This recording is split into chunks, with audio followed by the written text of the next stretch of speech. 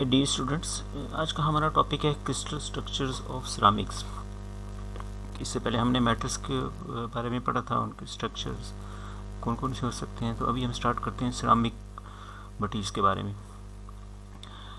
Ceramics materials are composed of at least two elements, more of often their crystal structure are generally more complex than those of metals. Basically ceramic materials में minimum जो है वो 2 elements होंगे, और उनमें से 2 mostly ये होता है कि वो 2 से ज़्यादा ही होते हैं। यहाँ लाइक जैसा देखें, ये मुख्तलिफ एग्जांपल्स हैं। कैल्शियम फ्लोराइड, इसमें 3 CaF2, magnesium oxide, NaCl।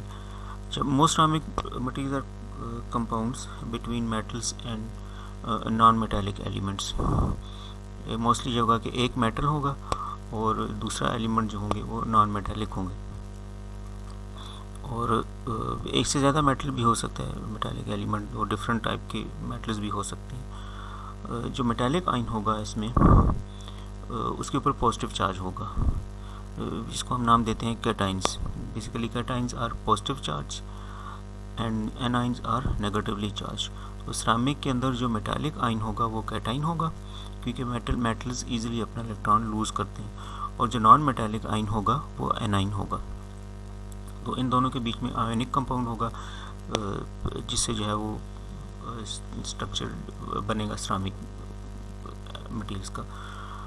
Mostly जो होता है कि आयोनिक कंपाउंड होता है, लेकिन उनमें आयोनिक के साथ साथ कोवेलेंट कैरेक्टर भी होता है। जिस तरह अगर आप देखें, ये CaF2, तो F2 में कोवेलेंट और CaF2 इसमें आयोनिक, लेकिन मेजर बॉन्ड जो है वो आयोनिक है। There are 2 characteristics that influence the crystal structure of ceramic materials. These 2 characteristics are electric charge on components ions and the relative size of cation and anions. Mean कि जो cations और A9 के ऊपर charge कितने हैं, number 1, और number 2 उनका sizes क्या हैं। ये 2 वो पॉइंट्स हैं जो स्ट्रक्चर को डिफाइन करते हैं। बेसिकली जब भी जो क्रिस्टल स्ट्रक्चर बनेगा, तो या जो क्रिस्टल बनेगी वो इलेक्ट्रिकली न्यूट्रल होनी चाहिए।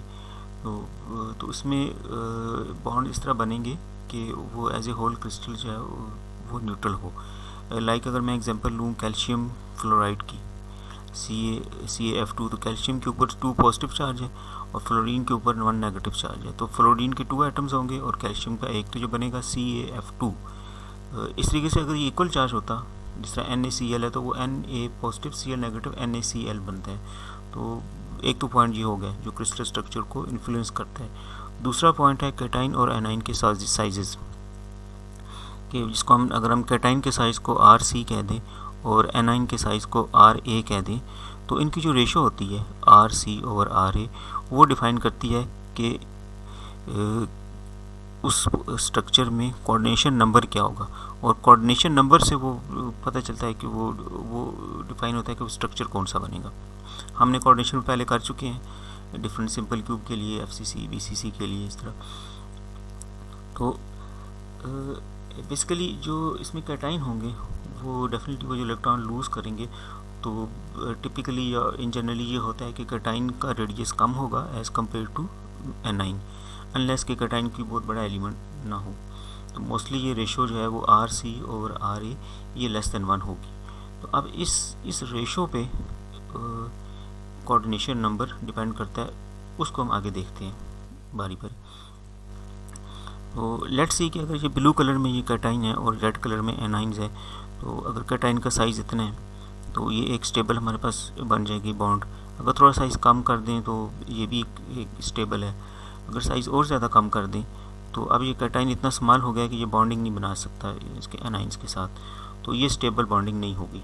इट मीन्स कि इसका जो कोऑर्डिनेशन नंबर है ये डिक्रीज़ हो जाएगा, कि ये जो एटम सेंटर पर है ये इसको मूव करके इधर आना चाहिए, यहाँ पर सच दैट कि ये इसके करीब आ जाए तो ये बॉन्ड बनाए।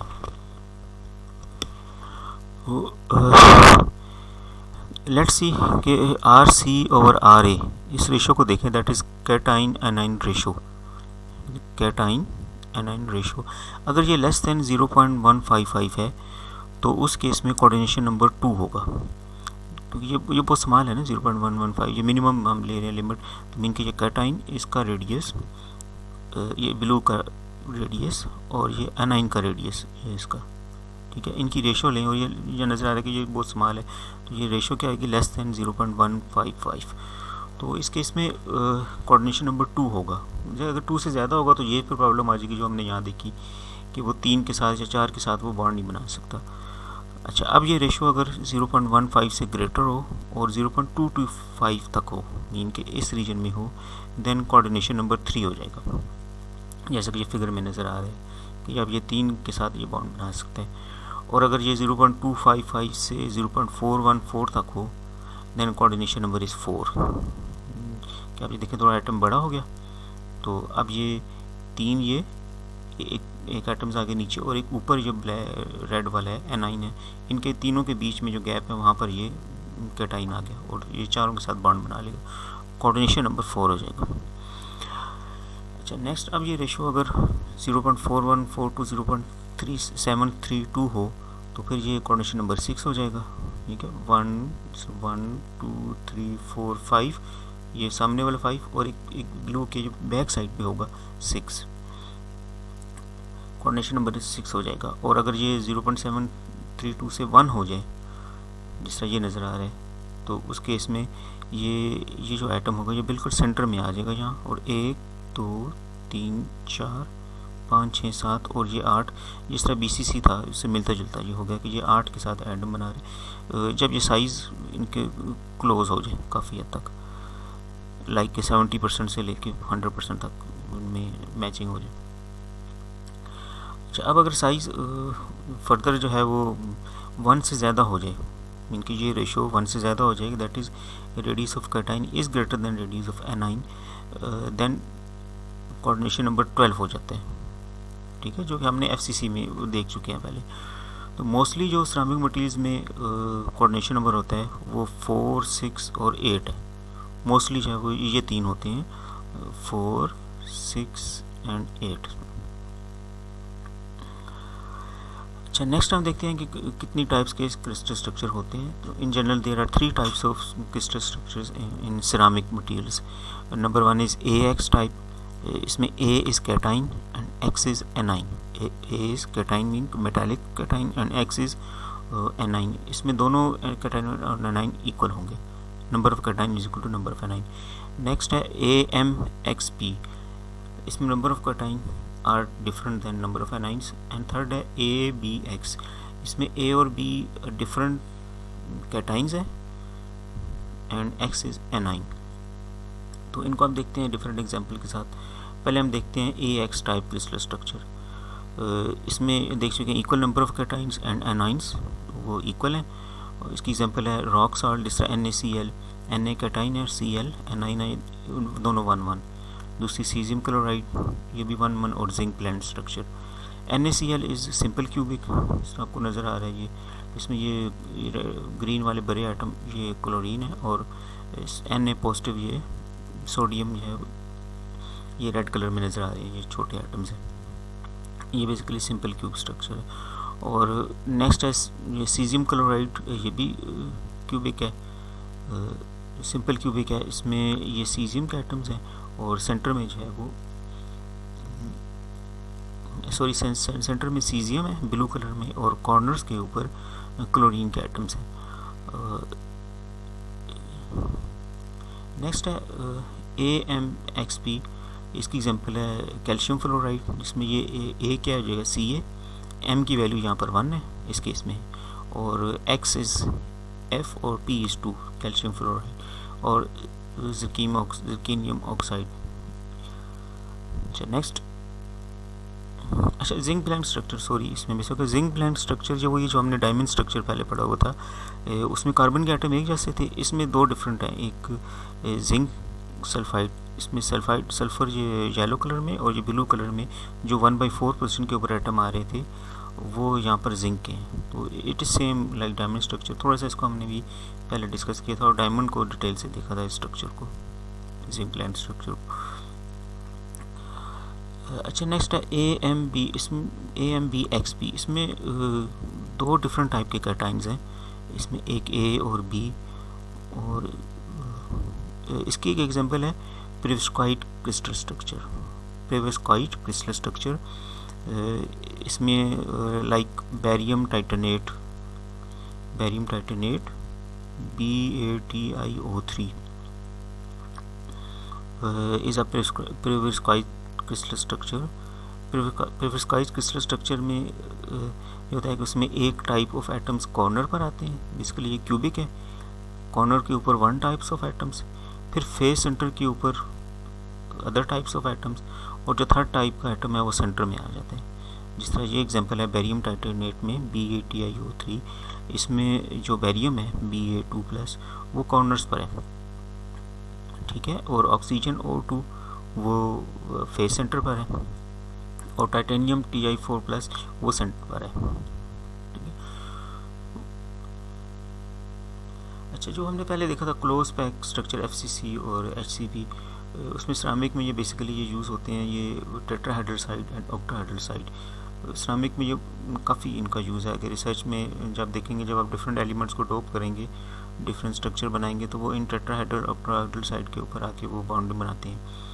इनको हम डिटेल से देख चुके हैं पहले, टेट्राहाइड्रो ऑक्टाहाइड्रोसाइड ये कैसे बनती हैं, और वो सिरामिक में इनका यूज़ है। अब नेक्स्ट है कार्बन स्ट्रक्चर। कार्बन जो है वो इन जनरल 4 टाइप्स में एग्जिस्ट करता है। Number 1 diamond, number 2 graphite, number 3 carbon nanotube, और नंबर 4 फ्लोरीन और बक्कीबाल्स।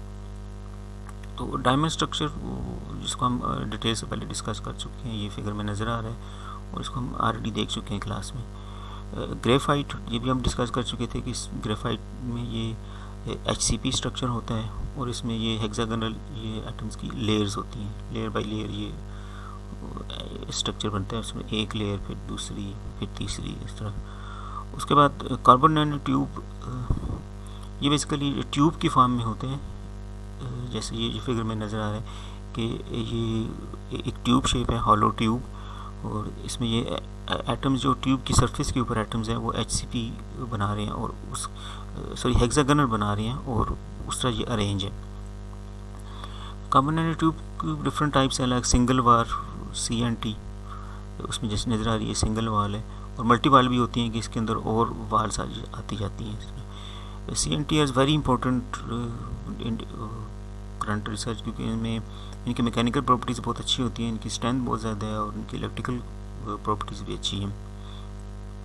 नेक्स्ट है, लास्ट है वो कार्बन, वो फ्लोरीन्स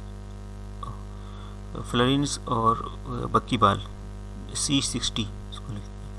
इसमें ये बेसिकली ये एक हॉलो स्फीयर है विद क्लस्टर ऑफ एटम्स, जिसमें कार्बन के एटम्स होंगे, और ये इस तरह होंगे कि अगर ये एक एक हेक्सागन बन रहा है, ये एक हेक्सागन बन रही है ये वाली, तो इसके साथ एक एसोसिएटेड एक पेंटागन होगी, लाइक ये पेंटागन है, इसकी 5 साइड हैं, इसकी 6 साइड्स हैं, फिर ये पेंटागन, ये हेक्सागन, तो ये टोटल इस जो स्फीयर है इस पे 20 हेक्सागन्स होंगी और 12 पेंटागन्स होंगी।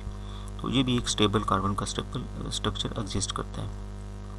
तो ये बेसिकली जो हम स्ट्रक्चर का चैप्टर हमने स्टार्ट किया हुआ था, तो शुरू में हमने बेसिक चीज़ें देखी, फिर हमने क्यूबिक स्ट्रक्चर वगैरह देखे थे, उनकी प्रॉपर्टीज़ देखी थी, और अभी हमने देखा कि सिरामिक स्ट्रक्चर्स कौन कौन से होते हैं, और कार्बन के कौन से स्ट्रक्चर्स ये पॉसिबल हैं।